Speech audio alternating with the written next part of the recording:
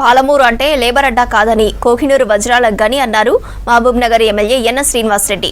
తెలంగాణ వచ్చినా పాలమూరు ప్రజలకు న్యాయం జరగలేదన్నారు. పాలమూరు ప్రభుత్వ పాఠశాల విద్యార్థులకు 45 రోజుల ట్రిపుల్-ఐటీ శిక్షణ ముగింపు సమావేశంలో పాల్గొన్నారు. పాలమూరు బిడ్డలకు శ్రమించే తత్వం ఉందన్నారు ఎమ్మెల్యే ఎన్నం. ట్రిపుల్-ఐటీలో సీటు ఒక బర్త్ కాదు, అది కొన్ని లక్షల మంది పిల్లలకు కలలు అనే ఒక సౌధం. దాంట్లో పోతారా, దాంట్లో వెళ్తారా, సీటు వస్తుందా అన్నది ముఖ్యం కాదు.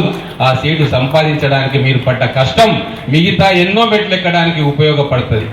పడే మనస్తత్వం మీకు ఉన్నది అని చెప్పి మీరు ఈరోజు రుజువు చేసిండ్రు. అందుకే ముఖ్యంగా మిమ్మల్ని ఇక్కడ పంపిన తల్లిదండ్రులందరికీ కూడా ఒకే విషయం నేను చెప్పదలుచుకున్నా. ఇక్కడికి పంపిన పిల్లలు ఈ 150 కావచ్చు, కానీ ఈ క్యాంపు నుంచి బయటికి పోయిన తర్వాత ఈ 150 మంది ఖచ్చితంగా 1,00,000 మందికి బ్రాండ్ అంబాసిడర్లుగా మారుతారు. మా తల్లిదండ్రులు కూడా మారుతారు. ప్రతి పాఠశాలలో ఇది చర్చ జరుగుతుంది.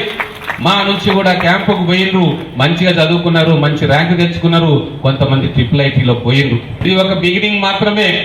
వచ్చే సంవత్సరం స్కూల్ ఓపెన్ అయిన తర్వాత మీ విజయగాథ కొన్ని లక్షల మంది పిల్లలకు స్ఫూర్తిగాథ కావాలి. అందుకోసమైనా మీరు కష్టం